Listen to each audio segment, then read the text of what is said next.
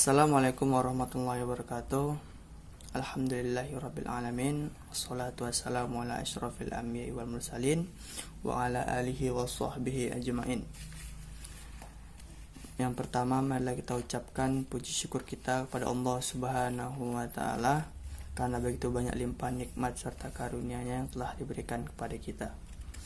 Kemudian tak lupa pula selawat berangkaikan salam marilah kita ucapkan kepada Nabi besar kita, Nabi Muhammad Rasulullah SAW. Allahumma sholli wa sallim wa barik alaihi. Semoga dengan perbanyak selawatnya dan menjalankan sunnah-sunnahnya kita mendapatkan syafaatnya di hari yaumil kelak nanti. Amin ya rabbal alamin. Yang saya hormati Buya Eko Priyadi selaku dosen pembimbing mata kuliah Sosiologi Hukum. Yang saya sayangi teman-teman semuanya. Saya di sini akan menjelaskan materi saya yang berjudul Teori Sosiologi Hukum. Teori berasal dari kata thea dalam bahasa Yunani yang artinya cara atau hasil pandangan. Teori sosiologi hukum ialah hasil pandangan yang ada di alam ide imajinatif manusia yang membahas tentang pengaruh masyarakat terhadap hukum maupun pengaruh hukum terhadap masyarakat. Di sini saya akan menjelaskan dua teori sosiologi hukum. Yang pertama ialah teori strukturalisme. Teori strukturalisme ialah teori yang berusaha memahami kepada aspek-aspek kemasyarakatan yang bertitik tolak dari pendekatan pada struktur bahasa yang digunakan pada suatu masyarakat tersebut, dan pandangan masyarakat yang menganggap bahwa aktor atau subjek dalam masyarakat merupakan variabel yang bebas. Namun lebih tepatnya, subjek atau aktor dalam masyarakat merupakan variabel yang tidak bebas, yang saling mempengaruhi dan didorong dalam suatu sistem sosial. Teori strukturalisme ini pertama kali muncul dalam sebuah proposisi yang menyatakan bahwa bahasa merupakan suatu sistem yang terstruktur. Budaya merupakan suatu sistem yang terstruktur juga. Dan manusia merupakan suatu sistem yang terstruktur.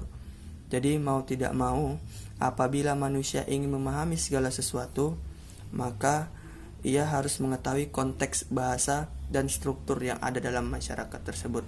Begitulah teori strukturalisme. Teori strukturalisme menekankan arti penting struktur dalam masyarakat yang memiliki sifat sebagai berikut. Yang pertama, struktur merupakan suatu yang totalitas. Artinya struktur atau yang dibangun, yang disusun itu merupakan utuh, lengkap. Yang kedua, struktur dapat bertransformasi. Artinya sesuatu yang dibangun atau yang disusun dapat berubah, dinamis, sesuai dengan kebutuhan dan perkembangan zaman. Yang ketiga, apabila telah bertransformasi, maka akan melahirkan autoregulasi dan literasi-literasi yang baru dalam suatu sistem sosial. Artinya, apabila suatu sistem yang tersusun tersebut atau segala sesuatu yang disusun dalam suatu masyarakat telah berubah sesuai dengan perkembangan zaman, maka penerapan hukum tersebut akan berbeda dari yang sebelumnya. Teori strukturalisme memahami pada aspek kemasyarakatan yang bertitik fokus kepada struktur bahasa yang digunakan dalam masyarakat. Dan teori ini biasanya juga disebut dengan teori strukturalis. Adapun sasaran analisis teori strukturalisme ialah norma-norma hukum. Dan adapun hukum memiliki 3 buah elemen penting. Yang pertama ialah elemen deskripsi mengenai situasi. Yang kedua, elemen disposisi atau rekomendasi. Yang ketiga ialah elemen sanksi. Sistem hukum merupakan satu kesatuan dalam suatu sistem sosial yang memaksa dan mendorong setiap perilaku setiap individu untuk melaksanakan sebagaimana yang mestinya atau yang diharapkan dalam suatu sistem sosial. Sistem hukum juga digunakan sebagai alat untuk mengukur sejauh mana atau sampai manakah perilaku sosial yang diharapkan dari peraturan atau norma-norma yang berlaku dalam suatu sistem sosial. Sistem hukum memiliki beberapa peralatan, salah satunya hierarki atau norma-norma yang ada dalam masyarakat untuk menjaga satu kesatuan yang ada di dalam suatu sistem sosial. Teori strukturalisme memiliki hubungan dengan hukum fenomenal, yaitu yang pertama hubungan fenomena hukum kelembagaan. Fenomena hukum kelembagaan ini misalnya seperti kepolisian, pengadilan, kejaksaan, dan lain sebagainya. Yang kedua, fenomena hukum doktrinal yang biasanya pendapat para ahli hukum dan sebagai sumber hukum untuk menyelesaikan suatu perkara dalam pengadilan. Yang ketiga, fenomena hukum normatif, di mana ini berisikan tentang norma-norma atau peraturan-peraturan yang dibuat oleh legislatif. Yang keempat ialah fenomena hukum administratif, dan ini berisikan tentang norma-norma atau peraturan-peraturan yang dibuat oleh eksekutif di bawah undang-undang, tingkatnya di bawah undang-undang, yang berisikan tentang tata cara pelaksanaan undang-undang di dalam sistem sosial. Kaum strukturalisme menganggap bahwa suatu realitas sosial muncul sebagai bentuk jaringan-jaringan yang abstrak. Jaringan abstrak tersebut timbul ke permukaan masyarakat dalam bentuk fenomena kultural atau budaya. Jadi, teori strukturalisme ini sangat penting untuk menganalisis hubungan antara masyarakat dengan hukum. Lahirnya teori strukturalisme ini dalam bidang antropologi atau sosiologi melahirkan pandangan baru dalam perspektif menganalisis fenomena budaya dalam sistem sosial, karena akan memudahkan orang untuk menganalisis persoalan-persoalan tanda atau simbol dalam bahasa, dan semakin mudah memahaminya karena dapat diidentifikasi melalui struktur-struktur yang dibangun dalam bahasa tersebut.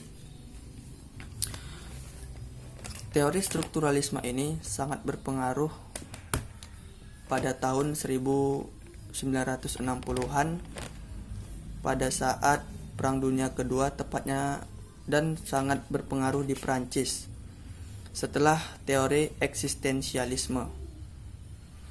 Dan walaupun teori eksistensialisme dan teori strukturalisme ini banyak yang menganggap teori ini saling membantah atau saling bertentangan, namun tak banyak juga kedua teori ini, eksistensialisme dan strukturalisme ini, saling melengkapi.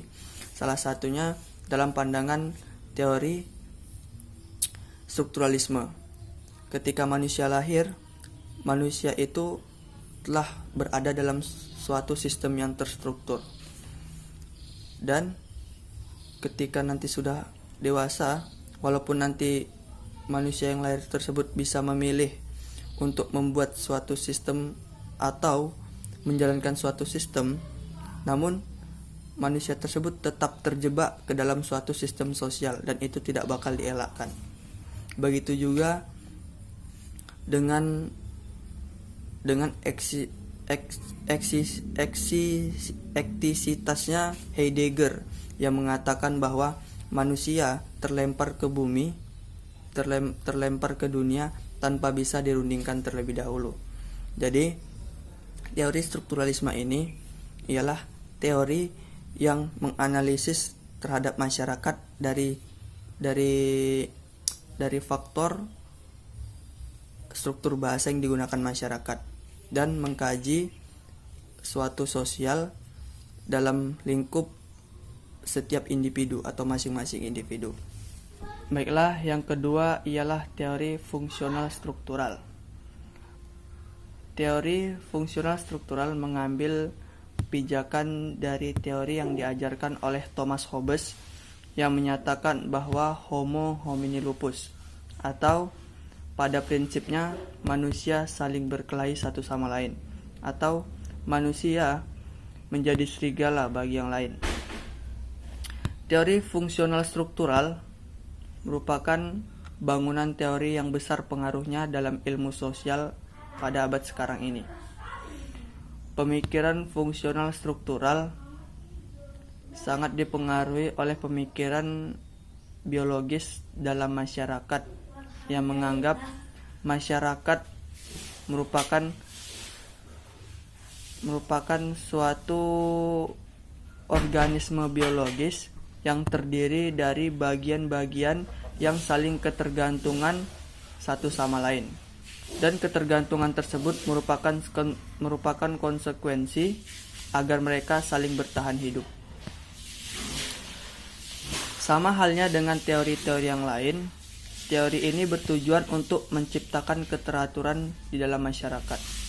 Pada awalnya, teori fungsional struktural ini muncul dari pemikiran Emil Durkheim, di mana pemikiran Emil Durkheim dipengaruhi oleh pemikiran Auguste Comte. Walaupun dipengaruhi dua orang ini, atau dipengaruhi dua tokoh ini,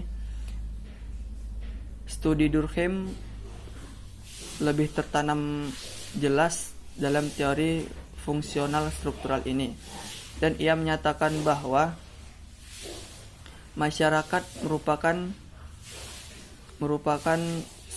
merupakan satu kesatuan yang mana terdiri dari bagian-bagian tersendiri, dan bagian-bagian tersebut saling ketergantungan satu sama lain atau saling memiliki hubungan satu sama lain dan memiliki fungsi satu sama lain. Dan apabila salah satu bagian tersebut tidak menjalankan sebagaimana mestinya dalam suatu masyarakat, maka akan terjadi gesekan-gesekan atau akan terjadi keretakan dalam suatu masyarakat. Teori fungsionalisme ini mengajarkan secara teoritis masyarakat dapat dipahami dengan melihat sifat sebagai suatu analisis sistem sosial dan subsistem sosial, dengan pandangan bahwa masyarakat pada umumnya pada hakikatnya terdiri dari bagian-bagian tersendiri. Bagian tersebut saling berhubungan dan fungsional. Apabila salah satu bagian tersebut tidak menjalankan sebagai mestinya, maka akan terjadi keretakan dan goyangan-goyangan dalam masyarakat. Jadi, teori fungsional struktural ini lebih menekankan kepada analisis fungsi masyarakat kepada makro, bukan atau secara makro atau secara menyeluruh. Teori fungsional ini memaparkan bahwa masyarakat memiliki bagian dan bagian itu saling berhubungan satu sama lain. Bukan menganalisis secara individu, namun lebih menganalisis secara utuh masyarakat tersebut dalam suatu sistem sosial. Dan demikianlah hasil penjelasan saya mengenai teori sosiologi hukum. Kurang dan lebihnya saya mohon maaf, dan saya tutup wabillahi taufik wal hidayah. Assalamualaikum warahmatullahi wabarakatuh.